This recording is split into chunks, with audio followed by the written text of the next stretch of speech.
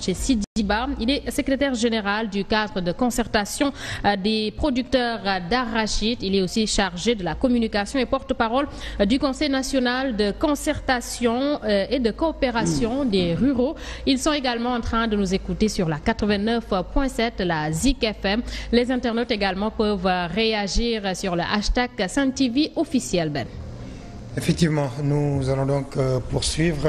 Monsieur Dia, tout à l'heure, dans nos échanges avec Monsieur Ba, je lui demandais, aujourd'hui, l'agriculture au Sénégal rencontre quelques difficultés, notamment l'accaparement des terres. Pratiquement de Fanaï à la zone des Niayes, on a beaucoup de collectivités locales où les producteurs sont confrontés à ce type de problème, où l'État attribue des terres qui autrefois appartenaient à des nationaux et souvent c'est des soulèvements. Qu'est-ce que vous faites pour que ce phénomène puisse se tasser? Je vous remercie beaucoup, c'est une question importante que vous venez d'agiter, mais je voudrais dire que moi je ne suis pas d'avis que de ceux qui parlent d'accaparement de terre et l'affectation de terre par l'État. Ça, l'État l'avait déjà délégué aux collectivités locales depuis longtemps. Même si c'est le domaine national, l'État n'intervient plus de manière directe. C'est les collectivités locales qui, dans leurs rencontres régulières, discutent autour de sessions. Et si la commission domaniale, en accord avec les conseillers dans leur majorité, octroie des terres, comme vous le savez, nous sommes dans un état de droit. À chaque fois que les paysans crient que leurs terres ont été effectivement accaparées, les organisations paysannes prennent le devant pour lutter contre ça. On avait les cas de Mbane, on avait d'autres cas, mais je crois que des solutions avaient été prises. C'est pourquoi l'État avait mis même une commission nationale qui, dans un premier temps, avait été confiée au professeur Serigne Diop et après au professeur Sourang. Mais jusqu'à présent, vous savez que c'est très difficile d'exploiter à bon escient les rapports compte tenu de la complexité de ces questions. Mais je peux dire qu'en fait, en réalité, il n'y a pas de problème de terre au Sénégal. C'est par exemple quand on parle de ces paysans de dimanche. Ces paysans de dimanche, c'est des natifs du monde rural qui étaient dans l'administration, qui souhaiteraient aujourd'hui retourner dans l'agriculture. Je dirais que c'est un plus. C'est parce que ça marche. C'est un plus. Pour vous dire que cette année, quand je parle de l'importance des surfaces emblavées, c'est que je suis allé dans des départements comme Bakel, dans des départements comme Goudiri où on ne faisait pas d'arachide. Cette année, j'ai vu effectivement ceux qui sont venus de la diaspora, avec les tracteurs qu'on a introduits en grand nombre dans ce pays, qui ont emblavé de très grandes surfaces, leur permettant effectivement de s'en donner à l'agriculture. Je crois que donc ce problème effectivement d'accaparement de terre, il faut les relativiser un peu. Oui, je veux dire, monsieur Ba, on a juste là, non loin dans la banlieue dakaroise avec le cadre Philly. Effectivement, moi, c'est des questions que je ne veux pas relativiser comme mon ami Diala. Là, c'est des problèmes qui sont là. Et le cas le plus patent qu'avant-hier, il y avait Dodel. Dodel, c'est les maires. Dans les zones, dans l'île Amorphile, dans les terres les plus fertiles. Une télévision de la place a fait un grand reportage là-dedans, montrant la récrimination des paysans par rapport à ces cas. Je salue notre ami Papa Ligna de la 2e. D'accord, donc il y a eu à le faire. Vous l'avez vu comme moi. À Fanaï, il a fallu que les gens marchent, qu'il y ait eu mort d'homme. Et à qui on avait octroyé ces terres-là? À des étrangers, à une société italo-indienne, brésilienne, je ne sais pas, cellule et c'est éthanol. Et même cette société-là, présentement, a des déboires avec les fils sénégalais. On leur a octroyé des terres, des réserves pastorales au niveau du Djahé. Là aussi, c'est des problèmes. La zone des Niayes aujourd'hui étouffe. Le triangle Dakar-Mbour, les éleveurs n'ont plus où faire perdre les animaux. Les agriculteurs n'ont plus où cultiver. Là, c'est des problèmes. À Djokoul, une ferme octroyée à une haute personnalité de l'État qui en a fait sa possession au détriment des exploitations familiales. Je sais que nous, au niveau du CNCR, avec le cadre de réflexion et d'action sur le foncier, avec les différentes organisations de la société civile, nous disons non à cette forme d'accaparement, à cette forme de spoliation foncière. Ça constitue un frein au développement de l'agriculture. Effectivement, parce que nous voulons la promotion des exploitations familiales. Ce n'est pas les étrangers qui vont nourrir le Sénégal, mais c'est les Sénégalais qui vont nourrir le Sénégal. Et je pense que l'État doit mettre les moyens à la disposition de ces exploitations familiales-là pour mieux exploiter les terres, pour mieux les aménager, parce que ce n'est pas des citoyens à part, c'est des citoyens sénégalais comme vous et moi, qui ont droit à des investissements structurants pour les fixer dans leur pays et qu'ils puissent exploiter correctement ces terres. Au niveau de la vallée, ce n'est pas le petit Sidiba qui pourra aménager des terres par rapport pour pouvoir satisfaire correctement ses besoins familiaux. Il faut que l'État, comme des structures comme la SAED, qu'ils soient soutenus, qu'ils soient accompagnés pour faire beaucoup d'aménagements et les affecter aux exploitations familiales. Et là, je pense aussi que le professeur Souran, que je salue au passage, a fait un excellent travail de concert avec les organisations de la société civile. Moi qui vous parle, j'étais membre de la plénière de la Commission nationale de la réforme foncière avec le professeur Souran. Il a eu le soin d'écouter la société civile, il a fait le tour des 14 régions, il a écouté les agropasteurs, il a écouté tout le monde et en a pris compte et a mis ça dans le rapport qu'il a eu à remettre au président de la République. Et j'étais le jour de la remise de ce rapport, j'étais présent là-bas. Mais je souhaite que le président utilise ce rapport à bon escient, qu'il ne le lise pas et le mette sous les tiroirs, parce que des choses très intéressantes au profit des exploitations familiales, au profit des producteurs sont prises en compte. Et je pense que les députés de la 13e législature doivent se pencher sur cette question foncière, parce que c'est une question capitale pour l'avenir du Sénégal, capital pour l'avenir de la culture sénégalaise. Les Marocains qui veulent faire des terres, qui veulent cultiver le riz à Guédé, qui veulent cultiver le riz à Dodel, mais ce n'est pas pour les Sénégalais, c'est pour l'exporter. Mais il y a des Sénégalais qui sont là, qui ont toujours cultivé le riz depuis la nuit des temps. C'est comme ce qui s'est fait avec les grands domaines du Sénégal. Et là, je pense que c'est ça qui est normal. Qu'on aménage les terres et qu'on les mette à la disposition des paysans. Qu'on aménage les terres et qu'on les mette à la disposition des producteurs. Et qu'ils pensent aussi, ce qu'ils pensent aussi n'existe pas. Que toute terre qui n'est pas cultivée est une terre à vocation pastorale. Au niveau de Linguère aussi, il y a le projet Asilia, je ne sais pas, Gomarabi. J'ai écouté il n'y a pas longtemps des éleveurs qui se révoltaient contre l'installation de ce projet-là. Et d'autres structures sont là qui prennent de grands espaces, qui les aménagent et qui en font des choses privées. Vous allez ici, la ferme de Bandia, là. Les producteurs au niveau de la zone de Mbour, les éleveurs qui sont au niveau de la zone de Mbour souffrent. Et pourtant, il y a de grands espaces qui sont là-bas, qui étaient destinés au pastoralisme. Aujourd'hui, les producteurs, les éleveurs n'ont plus accès à ces espaces pastoraux. Et là, c'est des problèmes. C'est des problèmes. D'accord. Alors, tout de suite, l'actualité internationale présentée par Yacine Seck.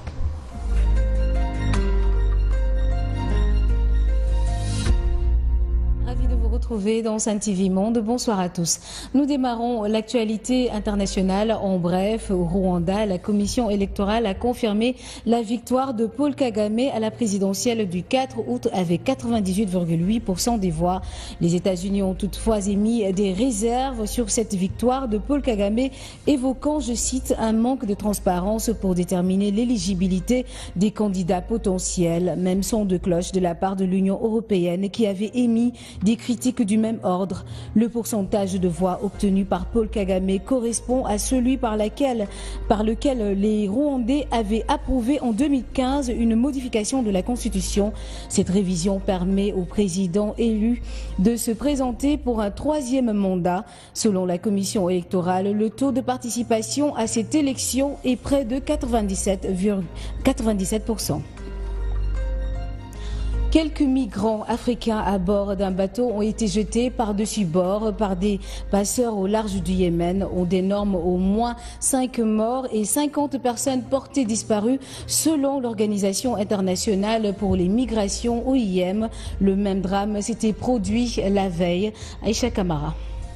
Mercredi, 120 migrants en provenance de la Corne de l'Afrique avaient été jetés à la mer délibérément par des passeurs à l'approche de la côte de la province de Chabwa dans le sud du Yémen. L'OIM avait alors estimé à environ 50 le nombre de victimes, dont 29 découvertes dans des tombes creusées à la hâte sur la plage. Jeudi toujours au large du Yémen, un deuxième drame du même genre s'est produit selon l'OIM. Quelques 180 personnes au total en provenance de Somalie et d'Éthiopie ont été jetés à la mer par des passeurs. L'organisation dit travailler étroitement avec le comité international de la Croix-Rouge pour donner une sépulture aux morts et soigner les suivants. Les migrants en provenance de cette région continuent d'affluer au Yémen, un pays pourtant pauvre et traversé par la guerre. Ces personnes ont l'espoir d'atteindre des pays du Golfe plus riches, selon l'OIM. Au Kenya, l'opposition réclame la victoire de l'opposant Raila Odinga à la présidentielle. Le président de la commission électorale indépendante a pourtant déclaré aujourd'hui que les résultats officiels ne seront pas connus avant demain après-midi. Rappelons que les manifestations de l'opposition réclamant la victoire de Odinga ont fait au moins 5 morts, n'est-ce pas, Ndeye Diouf? De l'opposition kenyane a enjoint la commission électorale de déclarer son candidat Raila Odinga vainqueur de l'élection présidentielle lors d'une conférence de presse tenue ce jeudi à Nairobi sur la foi de résultats obtenus de sources confidentielles au sein de la commission électorale. Le numéro 3 de la coalition déclare que Raila Odinga doit être dûment élu président de la République du Kenya, disant ainsi se baser sur les résultats figurant sur la base de données de la commission électorale et qui fait état d'un peu plus de 8 millions de voix obtenues par Raila Odinga contre 7,75 millions pour le président sortant Uhuru Kenyatta. Cette annonce contredit les résultats provisoires publiés sur le site de la commission électorale qui donne 54,24% des suffrages à Uhuru Kenyatta contre 44,88% à Raila Odinga sur un total de 14,9 millions de votes comptabilisés dans près de 98 bureaux de vote. Le visage fermé Raila Odinga, qui était présent à la conférence de presse, a été interpellé par des journalistes mais n'a pas souhaité prendre la parole. La commission électorale avait auparavant annoncé ne pas avoir encore reçu les résultats complets de la présidentielle, notamment ceux compilés au niveau des 290 circonscriptions du pays. À présent, quittons le continent. 2 suspects ont été arrêtés jeudi aux Pays-Bas dans le cadre de l'enquête sur l'utilisation frauduleuse de l'insecticide fipronil dans des élevages de poules pondeuses à l'origine du vaste scandale sanitaire des œufs contaminés. Il s'agit de 2 dirigeants de l'entreprise accusés d'avoir appliqué le produit avant les élevages avicoles. Écoutons Nenaïcha. Accélérateur dans l'enquête sur la fraude à l'origine de la contamination de millions d'œufs en Europe par l'insecticide fipronil. Jeudi 10 août, les dirigeants d'une entreprise au cœur du scandale ont été arrêtés en Belgique et aux Pays-Bas. Aux Pays-Bas, 2 dirigeants de l'entreprise qui a probablement appliqué le produit dans les élevages agricoles ont été arrêtés selon le parquet qui ne relève pas de nom. Mais selon les médias néerlandais, il s'agit de chick friend déjà mis en cause par les éleveurs touchés. En Belgique, 11 perquisitions ont été menées dans le pays dans le cadre de l'enquête qui cible désormais 26 personnes et entreprises suspectes selon le parquet d'Anvers. Il précise que près de 6000 litres de produits interdits du fipronil ont été saisis en juillet dans une société belge. Là encore, la justice n'a pas nommé la société, mais elle est identifiée par les médias comme distributeur de produits sanitaires pour l'élevage. Le parquet tient à souligner qu'il prend les faits très au sérieux vu leur gravité, leur ampleur, leur caractère organisé et leur contexte international. Voilà, Sen TV Monde, c'est fini. Merci de votre aimable attention. Le tandem Ben Martar Diop et Amina Gueye poursuit l'essentiel. Bonne suite des programmes sur Sen TV.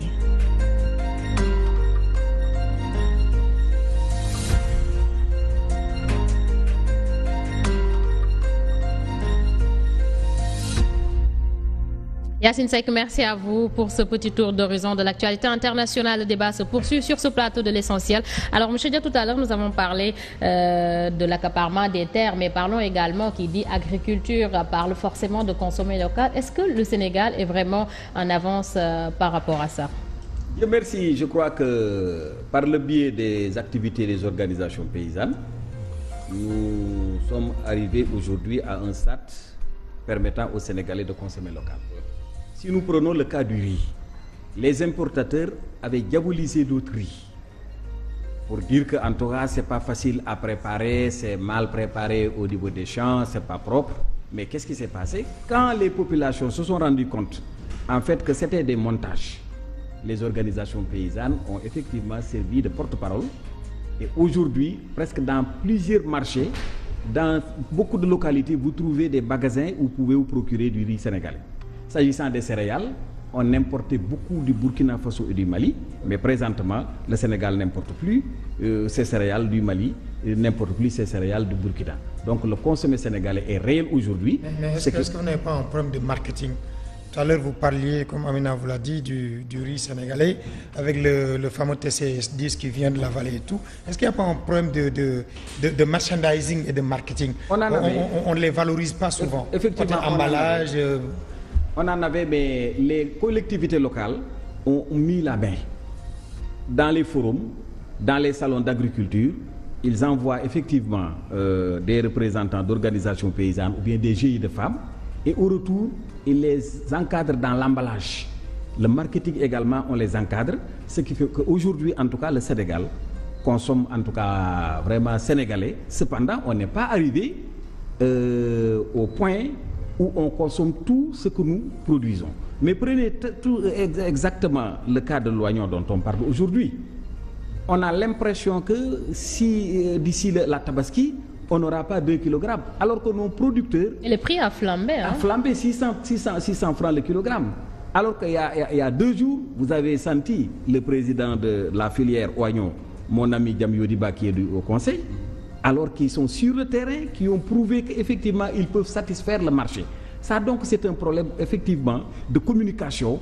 C'est venu des importateurs qui veulent maintenant soulever les populations pour que l'État ne verrouille pas pendant cette période de Tabaski. Mais en tout cas, au moment où nous parlons, les Sénégalais ont pris conscience que leur agriculture doit leur servir de base. Les camions continuent à quitter Potou pour venir à Dakar approvisionner. Moi, je confirme un peu par rapport à ce qu'il a dit. Je dis que le riz de la vallée est très compétitif par rapport au riz importé.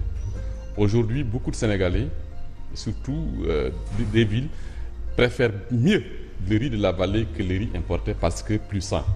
Moi qui vous parle, je ne consomme que le riz de la vallée à Kaolack parce que je peux le trouver. Le problème qu'on a aussi, c'est qu'il puisse se déplacer au niveau de la vallée, qu'on le mette au niveau des points de vente, au niveau des grandes villes. Là, peut-être, avec quelques efforts, c'est des choses qui se feront. Aujourd'hui, même avec la reprise de la Sonacos, aujourd'hui, nous pensons que c'est ce qu'ils ont repris. Pour le compte de l'État du Sénégal, pour le compte des Sénégalais, c'est de faire manger aux Sénégalais les huiles de nos arachides. Là aussi, c'est du consommer sénégalais. Là aussi, c'est des choses qu'il faut encourager. Ça, maintenir les emplois en maintenant les unités de la place que sont le Copol, que sont le WAU, que sont la Sonacos, et ça, pour produire, pour faire manger aux Sénégalais les arachides, les huiles d'arachide que nous produisons. Là, c'est tout le sens du plaidoyer des organisations de producteurs, du cadre de concertation et du CNCR et de toutes les plateformes du Sénégal. On ne veut pas que les arachides que nous produisons, qu'elles soient exportées. Qu'elles soient exportées au cas où elle est exportée, qu'elles soient lourdement taxées pour ne pas encourager cela. Et on doit produire et manger ce que nous produisons. C'est important. C'est très très important. Alors, nous vous retrouvons juste après ceci.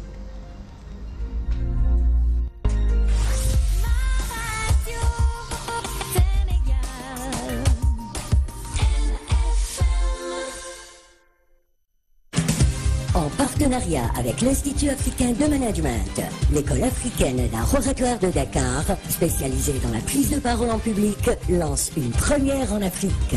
Vous êtes manager, leader, femme ou homme d'affaires, l'école africaine d'un oratoire de Dakar vous propose des formations intensives et des spécialisations pour devenir un professionnel de la prise de parole en public. Une dizaine de professeurs vous attendent le 18 septembre à City Business, Dakar, sur la VDN.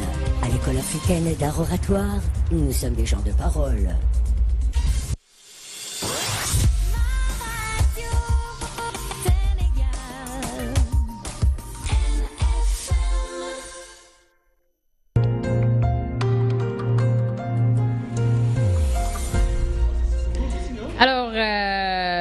D'accord, nous poursuivons. Alors nous parlons tout à l'heure du consommé local, mais également la transformation, c'est très très important aussi.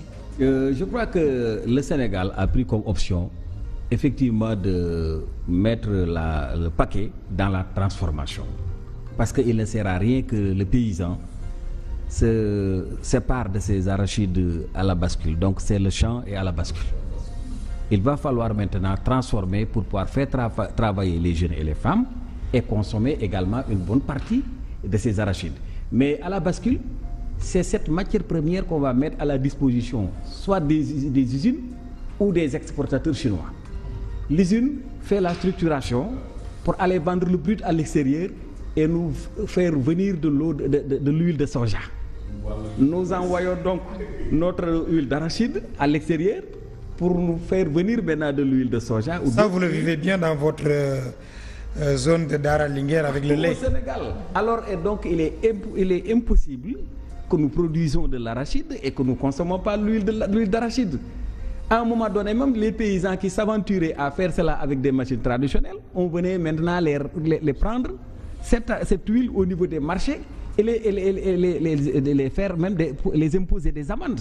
Ah, mais monsieur Dia, ça c'était normal, puisque je le disais à monsieur Ba tout de suite, il y avait l'aflatoxine qui était là, et ça c'était un produit vraiment cancérigène. C'était une forme de diabolisation effectivement de l'extérieur, pour dire que oui, l'huile sénégalaise n'est pas bon parce qu'il y a de l'aflatoxine, mais vous savez qu'on a des structures qui sont en avance par rapport effectivement aux structures de l'extérieur qui nous parlent d'aflatoxine.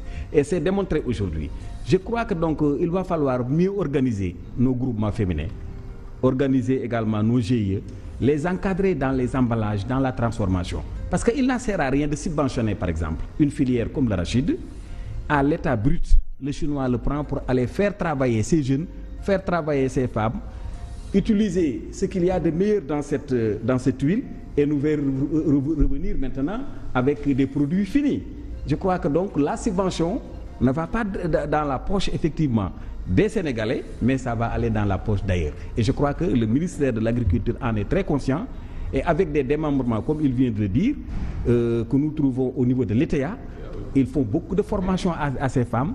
L'ANCAR est en train également de faire un bon travail à ce niveau pour organiser les femmes à produire ces huiles, à faire la transformation de ces céréales, nous permettant de valoriser nos produits agricoles, mais également de pouvoir montrer aux Sénégalais que c'est à nous de consommer cela, c'est à nous de valoriser pour que les plus-values nous reviennent, mais que ça ne va plus sortir de notre... Exactement, donc l'État fait des efforts, mais peut mieux faire, parce que c'est une chaîne.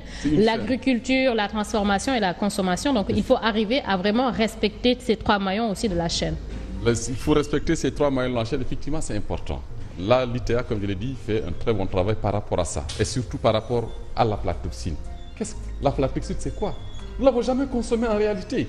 Parce que, même pour produire cette huile, les gens faisaient du bon triage. Tous les graines susceptibles de contenir l'aflatoxine sont transformées en savon, sont transformées, les écarts de triage, les gens ne les consomment pas et ne les triturent pas.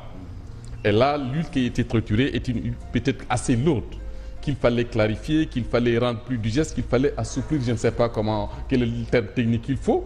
Mais aujourd'hui, avec l'ITA, avec la capule jute et les tables de décantation qu'ils ont mis dans le marché, qu'ils ont mis au niveau de certaines structures, ont permis aux organisations de producteurs de le faire et de faire tester cette huile-là au niveau des laboratoires reconnus sérieux. Et avec un taux d'aflatoxine extrêmement faible. Nous avons eu à le faire avec le cas Taïba Niassène. Aujourd'hui, c'est un cas concret. Et ce n'est pas uniquement l'arachide qui contient cette aflatoxine, même le maïs aussi a des substances qui contiennent de l'aflatoxine. Le sorgho, toutes les céréales ont des particules, ont des trucs qui contiennent ce truc-là. Mais aussi, il faut savoir que nous avons eu à connaître ces problèmes uniquement quand l'Europe a voulu diaboliser. Les Français, nos amis français ont voulu exactement diaboliser l'arachide sénégalaise. Aujourd'hui, ils retournent en force parce qu'ils savent maintenant aujourd'hui qu'ils se sont trompés. Les huiles d'arachide, c'est les meilleures huiles, à part les huiles d'olive. Aujourd'hui, nous pensons qu'il est bon, comme il l'a dit, c'est une chaîne de valeur. Quand on dit qu'il faut produire, on doit transformer ce que nous produisons et pouvoir faire consommer aux Sénégalais ce que les producteurs sénégalais ont eu à faire. C'est très très important. L'actualité économique, c'est tout de suite avec Aïssata Ndiaye.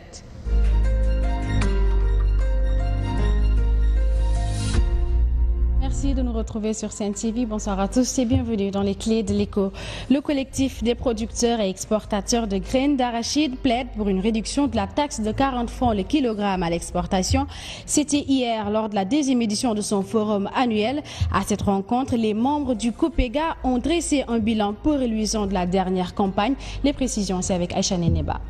La taxe de 40 francs CFA par kilogramme des graines d'arachide vendues à l'étranger, fixée par l'État du Sénégal au mois de décembre dernier, a constitué un frein au développement de l'exportation de la filière oléagineuse. Le constat est établi par le collectif des producteurs et exportateurs de graines d'arachide. Les membres de cette organisation réunis dans un forum à Kaolack, le cœur du bassin arachidier, ont ainsi suggéré un assouplissement de cette taxe qui rend l'arachide produite au Sénégal moins compétitive sur le marché international. Le Sénégal a réussi la prouesse d'être un des 6 pays par le monde agréés par la République populaire de Chine pour vendre son arachide chez elle. Pour la présente campagne de commercialisation, l'imposition d'une taxe de 40 francs CFA par kilogramme sur les exportations a constitué un sérieux frein sur les activités, notamment sur le marché chinois. En plus de renchérir les prix de vente des graines, il y a eu un problème dans son application avec la question de la consignation qui a été réglée par l'arrêté instituant la dite taxe.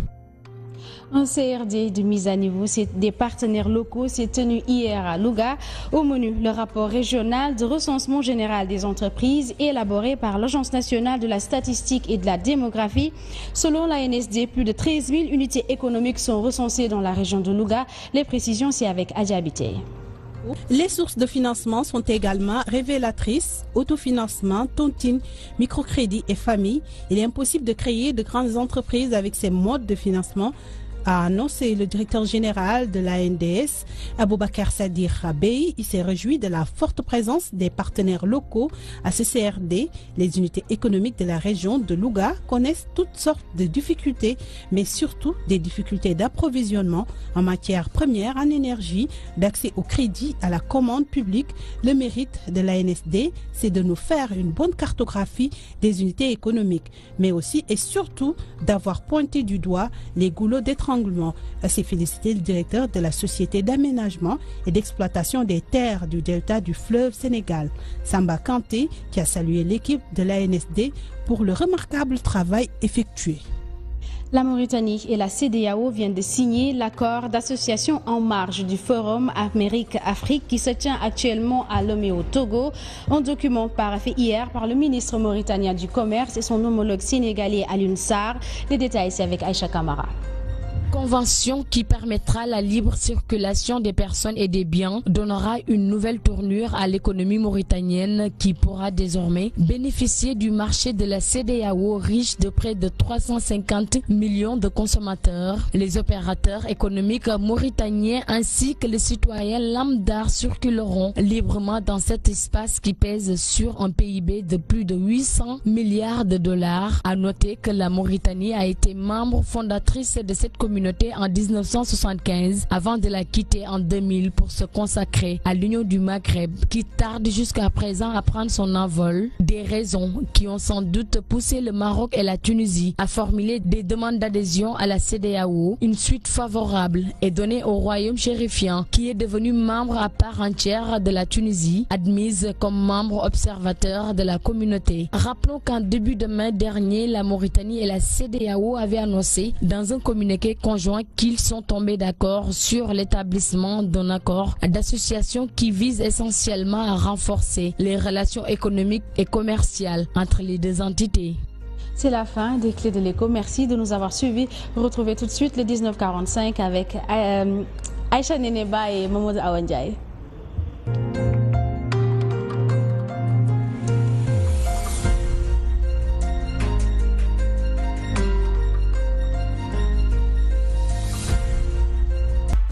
Intimax existe aussi en gel intime et protège slip.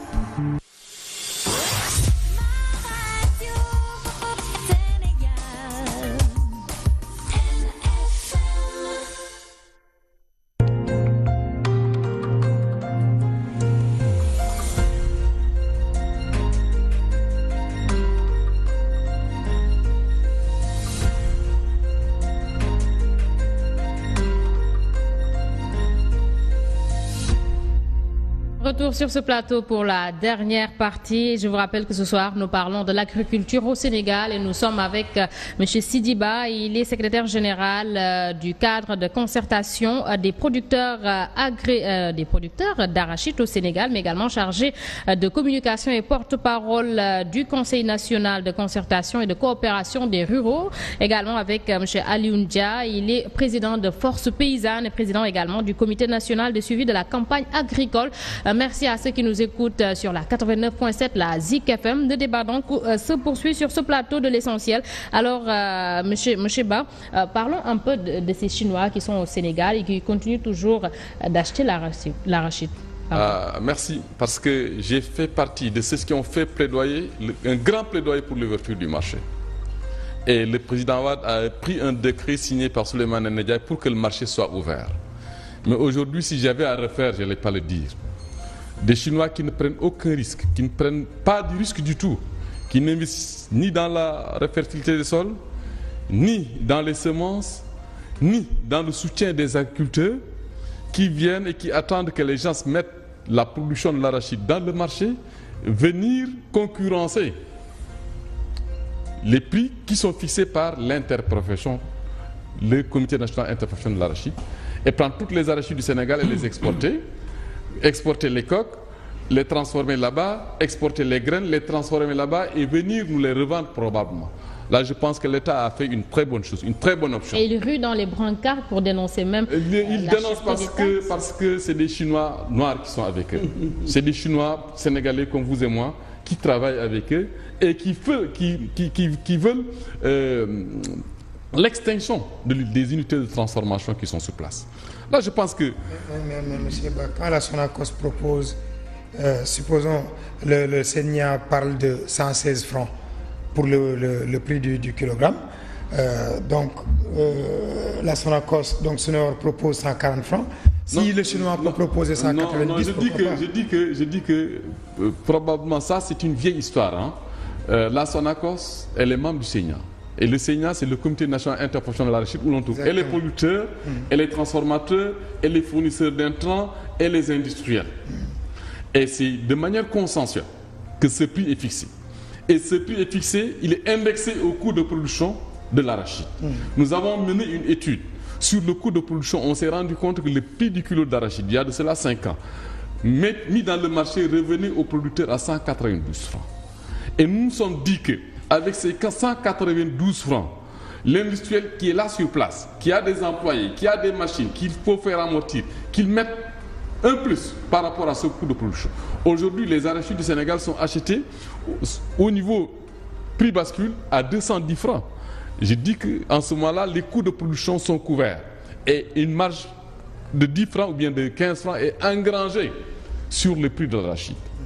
Là, je pense que le producteur y trouve son compte et l'industriel qui est là sur place, il trouve son compte. Mais nos amis chinois, eux, ils n'ont aucune charge.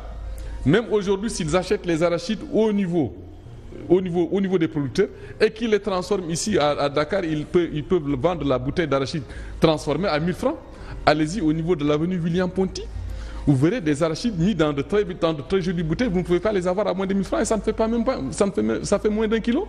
Allez-y dans les rayons où les gens consomment l'arachide l'arachide sucré ou bien l'arachide en salé. Là, c'est des petits sachets qui coûtent 1 euro ou bien plus d'1 euro. Donc, je dis que on pense qu'il est bon que ces messieurs-là, qui font énormément d'argent sur le producteur sénégalais, soient lourdement taxés pour ne pas encourager cette exportation de ces graines et que faire de sorte qu'ils respectent les prix planchers fixés par le Sénia. Et là, je dis qu'ils ont même causé du tort à beaucoup de Sénégalais parce qu'il y a beaucoup d'unités de transformation qui étaient installées au niveau communautaire. Aujourd'hui, avec les prix qu'ils proposent, ces unités ne peuvent plus fonctionner parce que n'ayant plus la matière première. Et je dis qu'un pays ne peut pas se développer comme ça. Le Nigeria est l'un des plus gros producteurs d'arachides de l'Afrique. Mais leurs arachides, ils ne les exportent pas, ils les consomment. Ils ne laissent pas les étrangers les amener chez eux.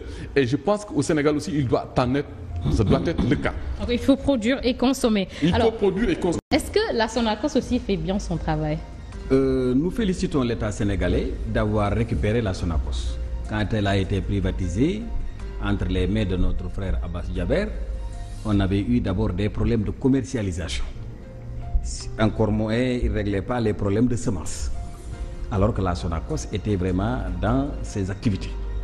Mais quand l'État a senti que la filière est menacée, elle est très mal menée, et que pendant la commercialisation, sans la Sonacos, on ne peut pas faire de campagne normale. L'État a pris ses responsabilités en reprenant la Sonacos, en la donnant à des Sénégalais vraiment qui maîtrisent bien ce secteur et avec également les moyens qu'il faut permettant à la Sonacos aujourd'hui vraiment d'être en bonne santé. Je crois qu'il vient d'évoquer le problème des Chinois. Ils sont importants sur le marché parce que ça nous a permis de ne plus connaître de méventes, de ne plus connaître de Mbapat, de ne plus connaître de bons impayés. Cependant, on ne peut pas subventionner des semences, subventionner des intrants et du matériel agricole et permettre maintenant la matière première à qui que ce soit d'aller faire sortir cela sans aucun investissement, ni en amont ni en aval. Donc, je ne pense pas que le Sénégal puisse revenir sur les taxes. C'est des taxes qui nous permettront au moins de récupérer les subventions et effectivement de protéger la filière. Est-ce que finalement ce n'est pas un problème de politique agricole tout simplement? Je ne le crois pas. Parce que la politique actuelle appliquée au Sénégal est une bonne politique très bien réfléchie. Notre problème, c'est tout simplement, pendant la commercialisation, un problème de montage financier permettant de mettre les moyens avant que la campagne ne s'ouvre. Et l'année dernière, comme vous l'avez vu, l'État avait accompagné la Sonacos au niveau de la Banque islamique. Les montages avaient été faits le plus tôt possible. On n'a pas connu de difficultés. S'agissant également maintenant de la campagne agricole, l'État insère dans son budget tout ce qu'il faut pour accompagner les producteurs. Ça, on n'a pas de problème. Donc, en termes de politique, le Sénégal a une très bonne politique. Nous avons également, effectivement, des experts qui sont aujourd'hui à la tête du ministère de l'Agriculture et on a des organisations paysannes également qui sont aguerries. Ce qui nous manquait tout simplement, c'est les moyens. Il va falloir s'y mettre à temps pour pouvoir effectivement trouver des solutions. D'accord. Alors, M. Ba, reparlons du riz. L'autosuffisance, c'était à l'horizon 2017, disait-on. Est-ce qu'aujourd'hui, c'est toujours possible? Bon, je pense que c'est possible parce que dès l'instant que le riz n'est plus cultivé uniquement au niveau de la vallée, il est cultivé à Gandiaï, il est cultivé à Sénédébou, il est cultivé un peu partout dans le Sénégal. Mais le problème que les gens ont, il faut que les paysans soient...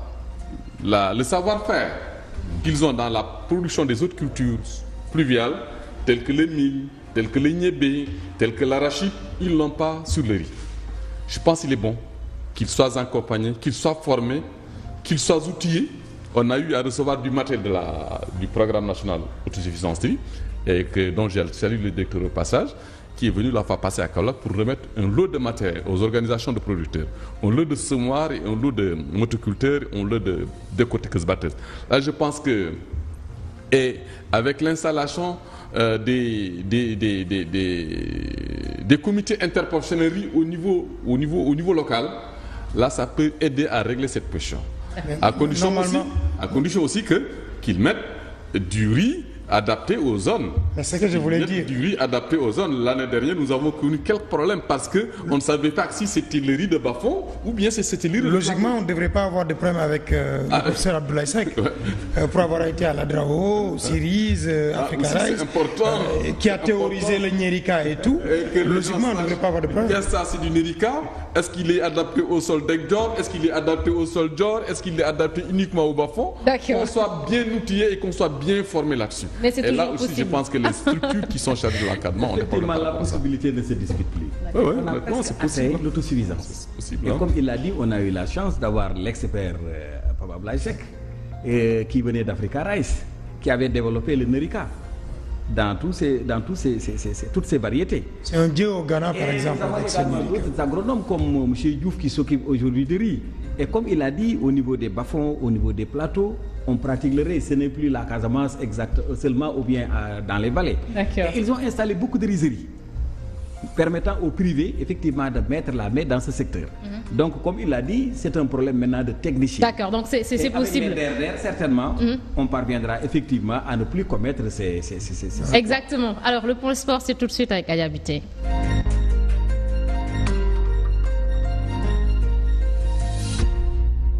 Merci Merci beaucoup Amina, merci Ben Maktar. Bonsoir, bienvenue à toutes et à tous. On l'attendait ce vendredi 11 août 2017.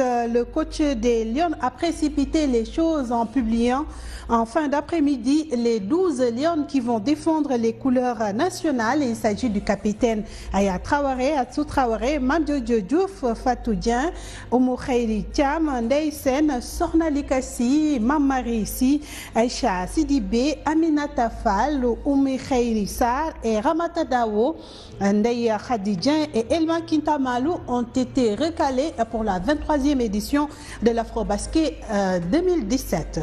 Classement FIFA à présent, les protégés d'Aliou Cissé ont été rétrogradés à la 3e place africaine derrière la République démocratique du Congo. Les Lions passent de la 27e à la 31e place mondiale. L'Égypte reste toujours leader en Afrique sur le plan mondial. Le Brésil retrouve la première place devant l'Allemagne. L'Argentine complète le podium. Nous parlons à présent des activités de vacances. Le président de l'ONCAV originel ne veut pas entendre parler de deux camps dans le championnat populaire, un mouvement qui ne doit pas prospérer, d'où l'appel lancé aux autorités pour qu'elles prennent leurs responsabilités. Amadou Kane s'exprimait en marge du forum organisé par l'ONCAV plus tôt. Les jeunes face aux nouveaux enjeux, de la sécurité. Compte rendu Abdaziz Saoudabar. Le respect des textes et règlements, le respect de la légalité, c'est tout ce que veut l'ONCAV. Amadou Kane dénonce l'attitude du préfet du département de Ziguinchor et demande au gouvernement de prendre toutes ses responsabilités. Nous avons remarqué qu'il y a des personnes mal intentionnées, soit qui n'étaient pas dans les Navétanes, ou bien qui ont été vaincus, ont voulu créer de la zizanie. Nous avons dit que ça ne va pas passer. Ce qui s'est passé récemment à Ziguinchor, n'est-ce pas? C'est une chose extrêmement grave. Il pouvait y avoir un affrontement. Et pour qu'il n'y ait pas l'affrontement, le gouvernement n'a qu'à dire à ceux qui sont illégaux de rester tranquilles. Le président de l'ONCAV dénonce et condamne fermement le comportement de Zahra Iyane Thiam qui, selon lui, veut imposer son frère à la tête de cette structure. On appelle au président de la République d'arrêter Zahra Iyane Thiam qui pense que parce qu'elle est dans le gouvernement, elle peut imposer son frère. Le Nétan, ce n'est pas comme ça que ça fonctionne. Lorsqu'on a installé un centre de football à Matam, elle s'était déplacée. On ne va pas accepter l'illégalité. Le président de la République a nommé un ministre des Sports. C'est lui qui doit s'occuper des questions sportives. Les Navétanes, un label qui appartient à l'ONCAV, selon Amadou Kane, il soutient que personne ne peut les organiser sans l'autorisation de cette structure. La délégation de pouvoir, l'État nous a confié. Et il n'y a personne d'autre qui peut organiser les Navétanes que l'ONCAV. Liberté d'association dont les gens parlent là, ils sont libres d'organiser des manifestations. Mais ils ne peuvent pas organiser le Navétane. Mais le Navétane, c'est un label. C'est une affaire qui appartient à l'ONCAV. Et l'État l'a reconnu comme ça. Personne d'autre, on ne va permettre à personne d'autre d'organiser le Navétane. Et c'est l'ONCAV seul qui a ces possibilités-là. Amadou Kane rassure, selon lui, les Navétanes vont bientôt démarrer à Rufisque, mais aussi dans le département de Dakar. Abdelaziz a rappelé qu'à Saint-Louis, le préfet Mariama Traoré Ngom a décidé de suspendre toute activité liée au championnat populaire. À Ziguinchor également, le préfet a suspendu toute activité sportive liée au Navétane. Le président de l'ORCAV de cette partie du pays appelle les autorités à lever cette mesure. Amadou Pio Diatta se dit également prêt à aller à la table des négociations avec les responsables de l'ONCAV du renouveau. Suivant sa réaction au micro d'Abdurrahman Tchalo. On a reçu la note interdisant les activités navétanes dans la commune de Ziguinchor. Nous respectons en tout cas cette décision de l'autorité. Mais nous, en tant que structure aussi, nous travaillons à faire en sorte qu'on puisse expliquer à ces autorités ce qui s'est passé pour que très rapidement l'autorité puisse prendre la bonne décision. La bonne décision, à mon avis, c'est de faire en sorte qu'on puisse réunir l'ensemble de ces belligérants pour trouver un terrain d'entente et permettre à la jeunesse de Ziguinchor de pouvoir continuer à faire ses activités, de s'épanouir autour de ce cadre navétane. Et je crois que, comme je l'ai dit tantôt, les partenaires qui sont par-ci, par-là sont en train d'intervenir. Je crois que l'autorité prendra en compte toutes ces démarches et nous permettra très rapidement de pouvoir lever cette interdiction pour permettre aux structures de pouvoir organiser leur activité au niveau du stade Aline Sitoé. Nous parlons à présent du Code du sport. Le projet élaboré par le ministère des Sports sera élaboré et disponible dans 6 mois. La tutelle entend ainsi garantir la sécurité dans nos stades, comme informe plutôt Léopold Germain Senghor, le directeur des activités physiques et sportives du ministre des Sports, s'entretient avec Abdelaziz Saouda Germain Dior. Quand on parle de code du sport, c'est une concentration de tous les textes réglementaires liés au sport au niveau du ministère des Sports. Nous avions plusieurs décrets et c'est une compilation des différents textes relatifs à l'organisation du sport national. Et donc nous sommes en train d'y travailler et la sécurité prend une bonne place au niveau de ce code-là. Nous avons en tout cas demandé à l'ONCAV d'essayer d'élaborer un règlement de sécurité comme ils ont pu le faire avec les règlements généraux. Nous comptons élaborer à l'instar de beaucoup de pays, un code du sport qui, nous pensons, dans les 6 mois sera mis à la disposition de tous.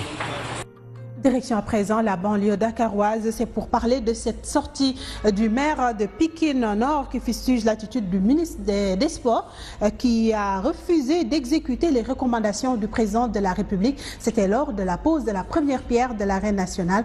Amadou Diarra avec Nanko Bakayoko Mohamed Diaw. Bref, les ASC globalement, chacune a 500 000 francs.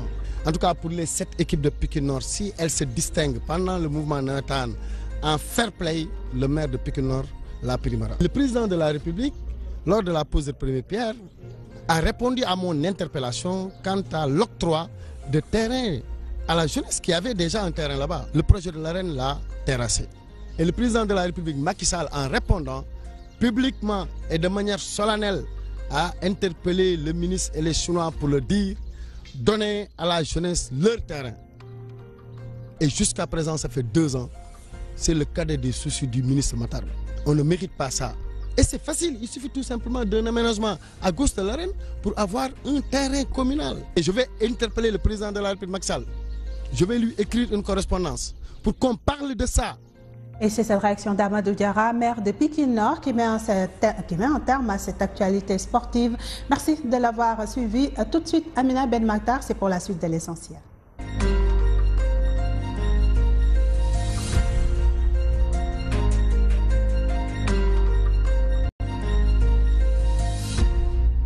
Adjavité, merci à vous pour le point sport. Alors c'est presque fini, il nous reste plus que quelques minutes.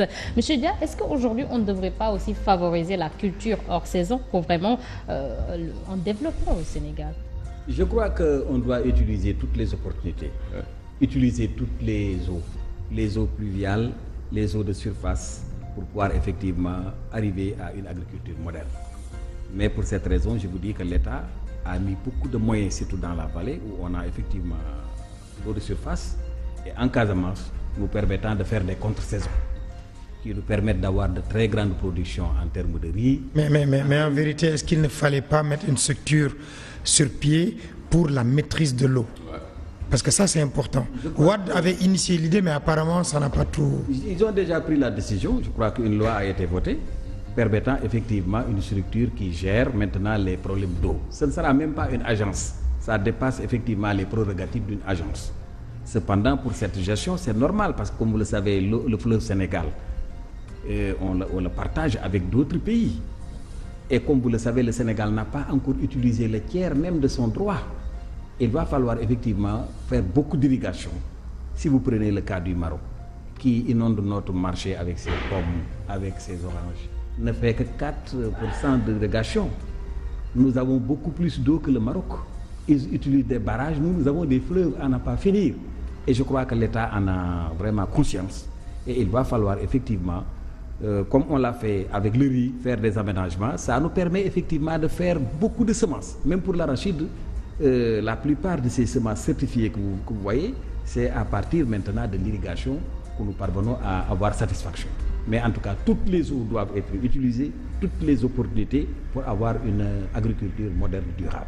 D'accord, l'agriculture moderne, c'est ça. Moi, je souscris, parce que je dis que tant qu'on ne maîtrise pas les eaux de surface, tant qu'on n'utilise pas de manière efficace et efficiente les eaux qui nous viennent du ciel, tant qu'on ne cherche pas où les garder, tant qu'on ne maîtrise pas, qu'on ne parvient pas à prendre l'eau sous terre et en faire avec des infrastructures structurantes au niveau des villages, au niveau des zones où l'agriculture est possible de faire, nous allons émerger, mais difficilement. Difficilement, parce que il faut qu'on ait des gens qui travaillent au moins 9 mois sur 12 au niveau de la zone sous pluie. Les gens ne travaillent que 3 mois. Et il est possible, avec une bonne politique de maîtrise de l'eau, de faire travailler les gens en contre-saison, produire toutes les spéculations possibles et les mettre dans le marché. En ce moment-là, Dakar ne sera pas encombré. Les gens vont rester dans les villages et produire. Et aussi il faut que les produits qu'ils mettent dans le marché soient achetés à des prix quand même équitables, à des prix justes. Là aussi, c'est important. Mais il y a aussi la nécessité de vulgariser les variétés nouvelles effectivement, qui sont trouvées par des structures comme l'ISRA. J'ai participé à une homologation de variétés d'arachides nouvelles à cycle court. Et là aussi, je pense qu'il est bon. Il est bon que ces variétés-là sortent les tiroirs, quittent les laboratoires pour aller sur le terrain et qu'ils soient testés avec les organisations de producteurs, avec les organisations qui peuvent en assurer la pérennité par une multiplication efficace. Là, je pense que c'est important. Tant que les gens ne se maîtrisent pas de l'eau, la politique de maîtrise de l'eau doit être une politique prioritaire pour l'État du Sénégal. Nous l'avons dit. Nous avons dit lors des conseils ministériels décentralisés au niveau de la région de Kaolack, nous avons attiré l'attention de Monsieur le Président de la République que l'eau est une question primordiale. Les gens ne doivent plus se limiter uniquement aux eaux de pluie. Aux eaux de pluie qui nous tombent, les gouttes de pluie qui tombent du ciel là. On doit les maîtriser, on doit savoir où les stocker et en cas de stress hydrique des plantes, les faire comme source de substitution pour pouvoir boucler les... Et les changements climatiques même nous exigent cette maîtrise de l'eau. Aujourd'hui, les hauteurs de pluie qui tombaient ne sont plus les mêmes. Et on peut avoir quelques grosses pluies et s'en arrêter là. Et ces grosses pluies-là, quand on les reçoit, il faut qu'on les utilise à bon escient. Je prends l'exemple sur Kédougou, c'est le pays le plus arrosé et c'est la zone où les gens ont plus soif. D'accord. Alors, merci à vous. C'est fini pour ce soir. En tout cas, ça a été un plaisir d'aborder le thème avec vous très rapidement parce que c'est fini. Je voudrais profiter de l'occasion aussi pour remercier tout le monde et remercier mon ami, le DRDR de la région de Kaolack, qui est un ami à nous, qui travaille beaucoup avec nous sur toutes ces questions, sur toutes ces réflexions, M. Youssougué, et profiter de votre antenne pour lui dire grand bonjour à M. le DRDR de Kaolack. D'accord. Et à M. Alidia aussi. C'est bien reçu, je laisse. Alors, M. Dia, merci à vous, ça a été un plaisir. Merci, j'ai dit tout simplement que nous, notre préoccupation... Monsieur le Haut Conseil des collectivités territoriales. Mais je préfère maintenant la casquette paysanne. Paysanne, d'accord, c'est comme vous voulez. L'émergence du Sénégal passe par l'émergence du monde rural, comme l'a si bien dit le président de la République. Juste. Et cette émergence passe par l'agriculture moderne et durable. Exactement, alors maintenant c'est fini. Chapeau à Abdoulaye Seck aussi, il fait du bon boulot. Non, c'est le contraire qui nous aurait surpris, parce qu'il a fait du bon travail sur l'international. Donc, en devenant ministre de l'Agriculture, c'est normal qu'il nous fasse profiter de tout ça. Mes amis du CNCR aussi, le président du CNCR, Michel Nazirou, et tout le monde. D'accord, alors merci à vous, merci aux téléspectateurs, aux auditeurs également. Chez Sidiba, il est secrétaire général du cadre de concertation des producteurs d'arachides. Il est aussi chargé de la communication et porte-parole du Conseil national de concertation et de coopération des ruraux. Ils sont également en train de nous écouter sur la 89.7, la Zik FM. Les internautes également peuvent réagir sur le hashtag SunTV officiel. Ben. Effectivement, nous allons donc poursuivre. Monsieur Dia, tout à l'heure, dans nos échanges avec Monsieur Ba, je lui demandais, aujourd'hui l'agriculture au Sénégal rencontre quelques difficultés, notamment l'accaparement des terres, pratiquement de Fanaï à la zone des Niayes. On a beaucoup de collectivités locales où les producteurs sont confrontés à ce type de problème, où l'État attribue des terres qui autrefois appartenaient à des nationaux et souvent c'est des soulèvements. Qu'est-ce que vous faites pour que ce phénomène puisse se tasser? Je vous remercie beaucoup. C'est une question importante que vous venez d'agiter. Mais je voudrais dire que moi, je ne suis pas d'avis de ceux qui parlent d'accaparement de terre et l'affectation de terre par l'État. Ça, l'État l'avait déjà délégué aux collectivités locales depuis longtemps. Même si c'est le domaine national, l'État n'intervient plus de manière directe. C'est les collectivités locales qui, dans leurs rencontres régulières, discutent autour de sessions. Et si la commission domaniale, en accord avec les conseillers dans leur majorité, octroie des terres, comme vous le savez, nous sommes dans un état de droit. À chaque fois que les paysans crient que leurs terres ont été effectivement accaparées, les organisations paysannes prennent le devant pour lutter contre ça. On avait les cas de Mbane, on avait d'autres cas, mais je crois que des solutions avaient été prises. C'est pourquoi l'État avait mis même une commission nationale qui, dans un premier temps, avait été confiée au professeur Serigne Diop et après au professeur Sourang. Mais jusqu'à présent, vous savez que c'est très difficile d'exploiter à bon escient les rapports compte tenu de la complexité de ces questions. Mais je peux dire qu'en fait, en réalité, il n'y a pas de problème de terre au Sénégal. C'est par exemple quand on parle de ces paysans de dimanche. Ces paysans de dimanche, c'est des natifs du monde rural qui étaient dans l'administration, qui souhaiteraient aujourd'hui retourner dans l'agriculture. Je dirais que c'est un plus. C'est parce que ça marche. C'est un plus. Pour vous dire que cette année, quand je parle de l'importance des surfaces emblavées, c'est que je suis allé dans des départements comme Bakel, dans des départements comme Goudiri où on ne faisait pas d'arachide. Cette année, j'ai vu effectivement ceux qui sont venus de la diaspora, avec les tracteurs qu'on a introduits en grand nombre dans ce pays, qui ont emblavé de très grandes surfaces, leur permettant effectivement de s'en donner à l'agriculture. Je crois que donc ce problème effectivement d'accaparement de terre, il faut les relativiser un peu. Oui, je veux dire, M. Ba, on a juste là, non loin dans la banlieue dakaroise avec le cas de Philippe. Effectivement, moi, c'est des questions que je ne veux pas relativiser comme mon ami Diallo. Là, c'est des problèmes qui sont là. Et le cas le plus patent qu'avant-hier, il y avait Dodel. Dodel, c'est les maires. Dans les zones, dans l'île Amorphile, dans les terres les plus fertiles. Une télévision de la place a fait un grand reportage là-dedans, montrant la récrimination des paysans par rapport à ces cas. Je salue notre ami Papa Ligna de la 2e. D'accord, donc il y a eu à le faire. Vous l'avez vu comment à Fana, il a fallu que les gens marchent qui lui morts d'homme. Et à qui on avait octroyé ces terres-là? À des étrangers, à une société italo-indienne, brésilienne, je ne sais pas, Séville et Sénétanol. Et même cette société-là, présentement, a des déboires avec les fils sénégalais. On leur a octroyé des terres, des réserves pastorales au niveau du Djahé. Là aussi, c'est des problèmes. La zone des Niayes aujourd'hui étouffe. Le triangle Dakar-Mbour, les éleveurs n'ont plus où faire perdre les animaux. Les agriculteurs n'ont plus où cultiver. Là, c'est des problèmes. À Djokoul, une ferme octroyée à une haute personnalité de l'État qui en a fait sa possession au détriment des exploitations familiales. Je sais que nous, au niveau du CNCR, avec le cadre de réflexion et d'action sur le foncier, avec les différentes organisations de la société civile, nous disons non à cette forme d'accaparement, à cette forme de spoliation foncière. Ça constitue un frein au développement de l'agriculture. Effectivement, parce que nous voulons la promotion des exploitations familiales. Ce n'est pas les étrangers qui vont nourrir le Sénégal, mais c'est les Sénégalais qui vont nourrir le Sénégal. Et je pense que l'État doit mettre les moyens à la disposition de ces exploitations familiales-là pour mieux exploiter les terres, pour mieux les aménager, parce que ce n'est pas des citoyens à part. C'est des citoyens sénégalais comme vous et moi, qui ont droit à des investissements structurants pour les fixer dans leur pays et qu'ils puissent exploiter correctement ces terres. Au niveau de la vallée, ce n'est pas le petit Sidiba qui pourra aménager des terres par rapport pour pouvoir satisfaire correctement ses besoins familiaux. Il faut que l'État, comme des structures comme la SAED, qu'ils soient soutenus, qu'ils soient accompagnés pour faire beaucoup d'aménagements et les affecter aux exploitations familiales. Et là, je pense aussi que le professeur Sourang, que je salue au passage, a fait un excellent travail de concert avec les organisations de la société civile. Moi qui vous parle, j'étais membre de la plénière de la Commission nationale de la réforme foncière avec le professeur Sourang.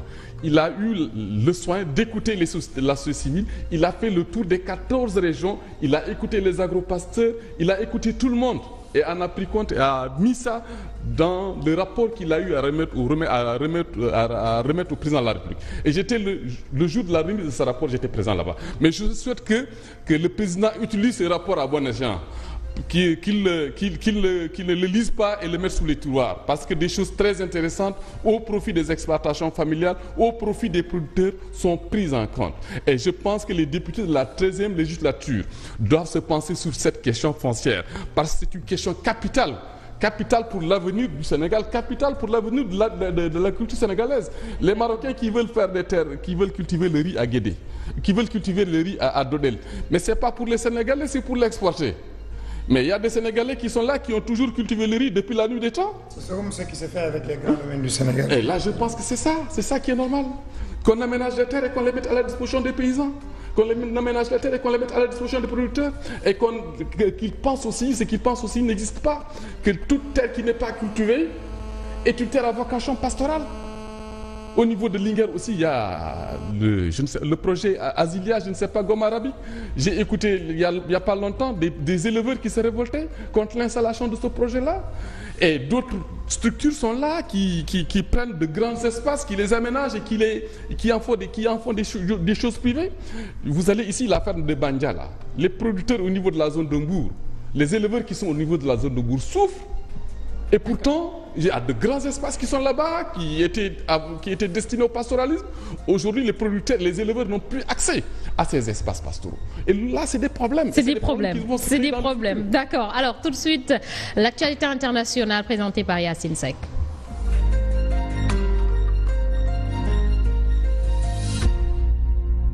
Retrouver dans Sen TV Monde. Bonsoir à tous. Nous démarrons l'actualité internationale en bref. Au Rwanda, la commission électorale a confirmé la victoire de Paul Kagame à la présidentielle du 4 août avec 98,8% des voix.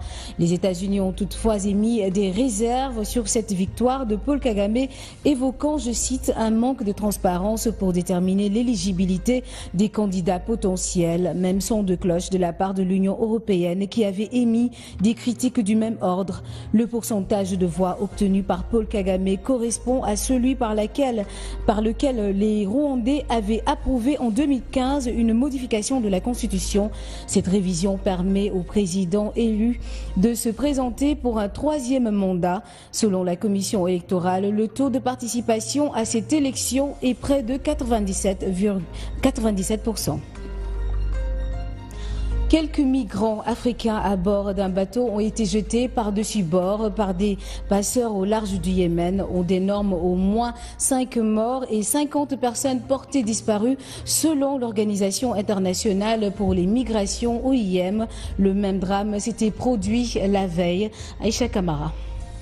Mercredi, 120 migrants en provenance de la Corne de l'Afrique avaient été jetés à la mer délibérément par des passeurs à l'approche de la côte de la province de Chabwa dans le sud du Yémen. L'OIM avait alors estimé à environ 50 le nombre de victimes, dont 29 découvertes dans des tombes creusées à la hâte sur la plage. Jeudi, toujours au large du Yémen, un deuxième drame du même genre s'est produit selon l'OIM. Quelques 180 personnes au total en provenance de Somalie et d'Éthiopie ont été jetés à la mer par des passeurs. L'organisation dit travailler étroitement avec le Comité international de la Croix-Rouge pour donner une sépulture aux morts et soigner les suivants. Les migrants en provenance de cette région continuent d'affluer au Yémen, un pays pourtant pauvre et traversé par la guerre. Ces personnes ont l'espoir d'atteindre des pays du Golfe plus riches, selon l'OIM. Au Kenya, l'opposition réclame la victoire de l'opposant Raila Odinga à la présidentielle. Le président de la commission électorale indépendante a pourtant déclaré aujourd'hui que les résultats officiels ne seront pas connus avant demain après-midi. Rappelons que les manifestations de l'opposition réclamant la victoire de Odinga ont fait au moins 5 morts, n'est-ce pas, Ndeye Diouf?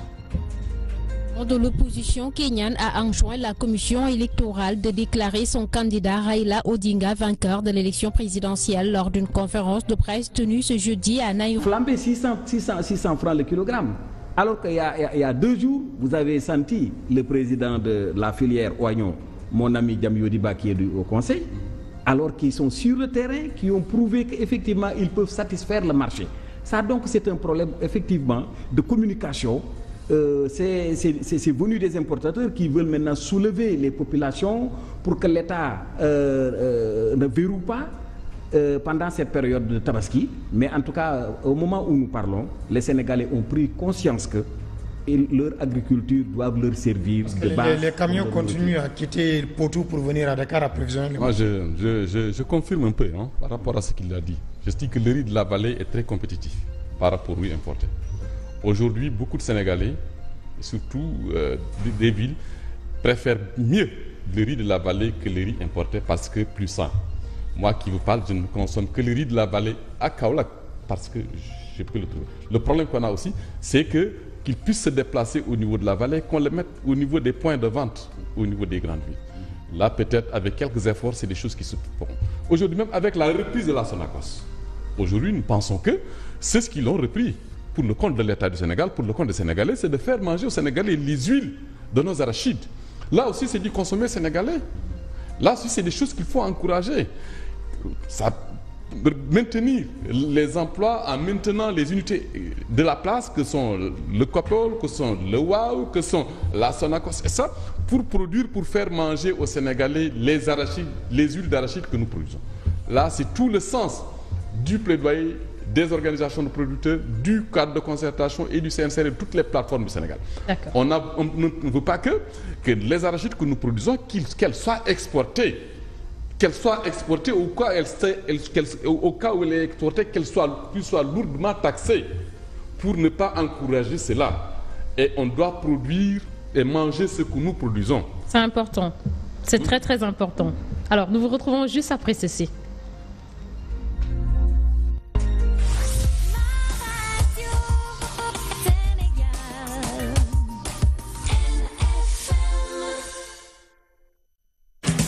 En partenariat avec l'Institut africain de management, l'école africaine d'un oratoire de Dakar, spécialisée dans la prise de parole en public, lance une première en Afrique.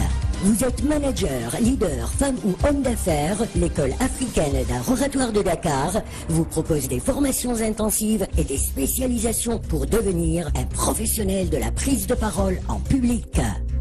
Une dizaine de professeurs vous attendent le 18 septembre à City Business, Dakar, sur la VDN. À l'école africaine d'art oratoire, nous sommes des gens de parole.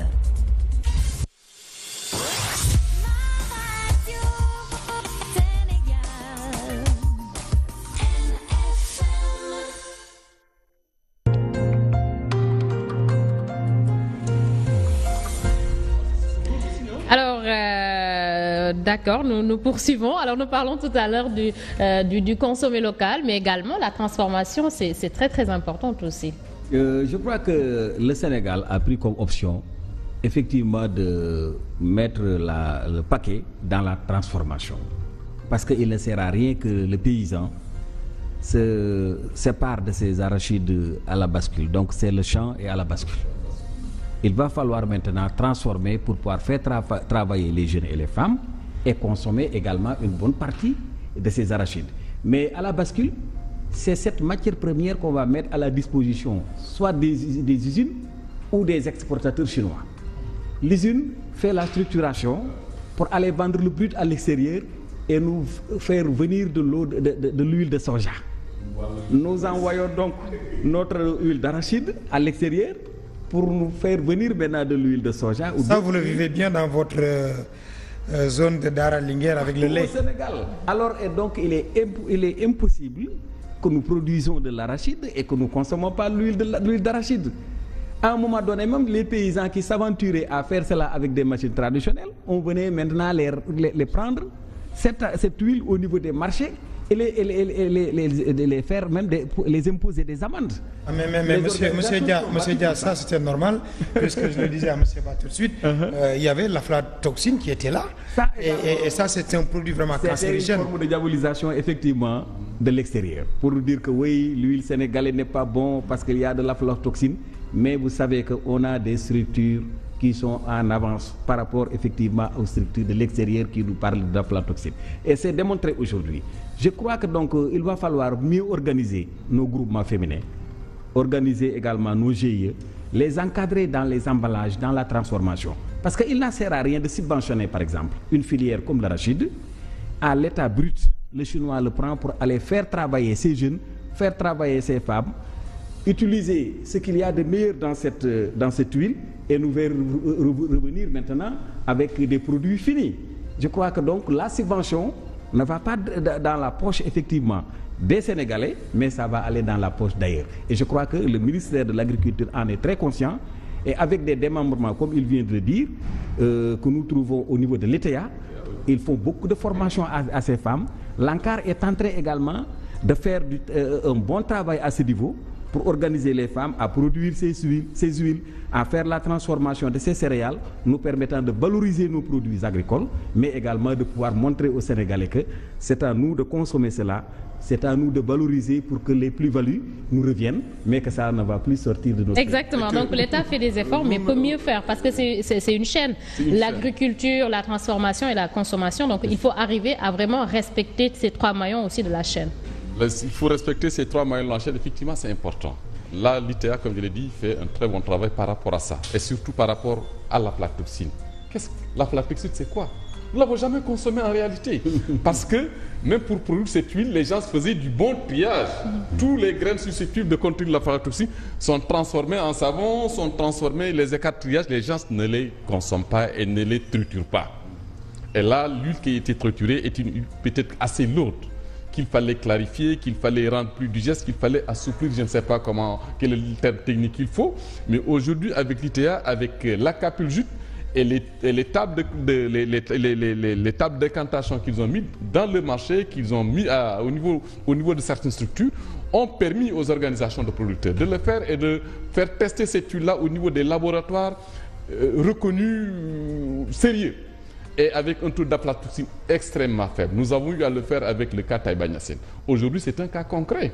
Et ce n'est pas uniquement l'arachide qui contient cette aflatoxine, même le maïs aussi a des substances qui contiennent de l'aflatoxine, le sorgho, toutes les céréales ont des particules, ont des trucs contiennent ces trucs-là. Mais aussi, il faut savoir que nous avons eu à connaître ces problèmes uniquement quand l'Europe a voulu diaboliser.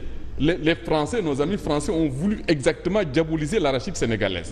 Aujourd'hui, ils retournent en force parce qu'ils savent maintenant aujourd'hui qu'ils se sont trompés. Les huiles d'arachide, c'est les meilleures huiles, à part les huiles d'olive.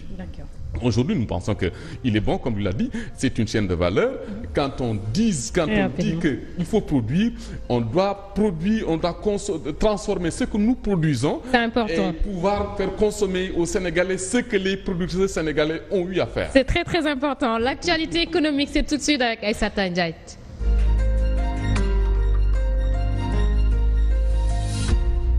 Merci de nous retrouver sur Sen TV. Bonsoir à tous et bienvenue dans les clés de l'écho. Le collectif des producteurs et exportateurs de graines d'arachide plaide pour une réduction de la taxe de 40 francs le kilogramme à l'exportation. C'était hier lors de la 2e édition de son forum annuel. À cette rencontre, les membres du COPEGA ont dressé un bilan peu reluisant de la dernière campagne. Les précisions, c'est avec Aïcha Neneba. La taxe de 40 francs CFA par kilogramme des graines d'arachide vendues à l'étranger, fixée par l'État du Sénégal au mois de décembre dernier, a constitué un frein au développement de l'exportation de la filière oléagineuse. Le constat est établi par le collectif des producteurs et exportateurs de graines d'arachide. Les membres de cette organisation réunis dans un forum à Kaolack, le cœur du bassin arachidier, ont ainsi suggéré un assouplissement de cette taxe qui rend l'arachide produite au Sénégal moins compétitive sur le marché international. Le Sénégal a réussi la prouesse d'être un des 6 pays par le monde agréés par la République populaire de Chine pour vendre son arachide chez elle. Pour la présente campagne de commercialisation, l'imposition d'une taxe de 40 francs CFA par kilogramme sur les exportations a constitué un sérieux frein sur les activités, notamment sur le marché chinois. En plus de renchérir les prix de vente des graines, il y a eu un problème dans son application avec la question de la consignation qui a été réglée par l'arrêté instituant la dite taxe. Un CRD de mise à niveau des partenaires locaux s'est tenu hier à Louga. Au menu, le rapport régional de recensement général des entreprises élaboré par l'Agence nationale de la statistique et de la démographie. Selon l'ANSD, plus de 13 000 unités économiques sont recensées dans la région de Louga. Les précisions, c'est avec Adja Biteye. Les sources de financement sont également révélatrices. Autofinancement, tontine, microcrédit et famille. Il est impossible de créer de grandes entreprises avec ces modes de financement, a annoncé le directeur général de l'ANDS, Aboubacar Sadir Rabey. Il s'est réjoui de la forte présence des partenaires locaux à CCRD, les unités économiques de la région Roby. Sur la foi de résultats obtenus de sources confidentielles au sein de la commission électorale, le numéro 3 de la coalition déclare que Raila Odinga doit être dûment élu président de la République du Kenya, disant ainsi se baser sur les résultats figurant sur la base de données de la commission électorale et qui fait état d'un peu plus de 8 millions de voix obtenues par Raila Odinga contre 7,75 millions pour le président sortant Uhuru Kenyatta. Cette annonce contredit les résultats provisoires publiés sur le site de la commission électorale qui donne 54,24% des suffrages à Uhuru Kenyatta contre 44,88% à Raila Odinga sur un total de 14,9 millions de votes comptabilisés dans près de 98 bureaux de vote.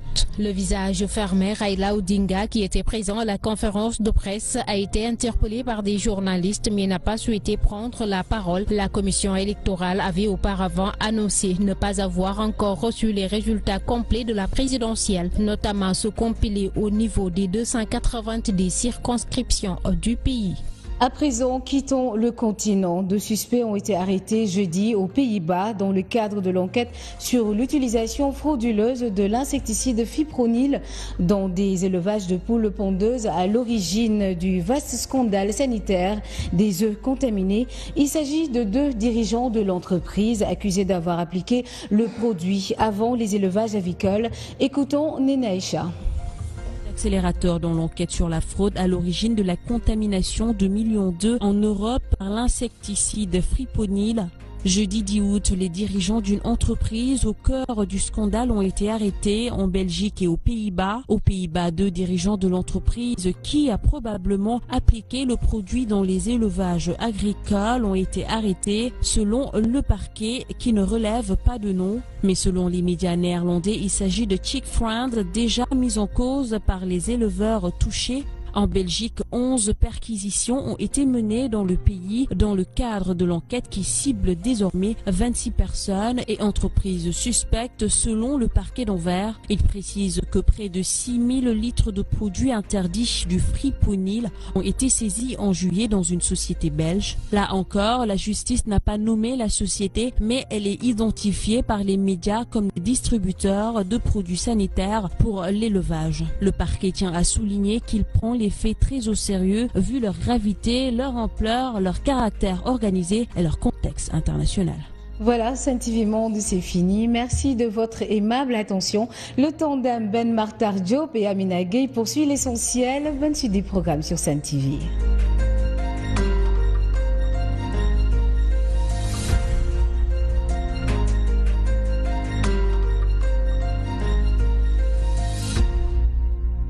Yacine Seck, merci à vous pour ce petit tour d'horizon de l'actualité internationale. Le débat se poursuit sur ce plateau de l'essentiel. Alors, M. Dia, tout à l'heure, nous avons parlé de l'accaparement des terres, mais parlons également, qui dit agriculture, parle forcément de consommer local. Est-ce que le Sénégal est vraiment en avance par rapport à ça?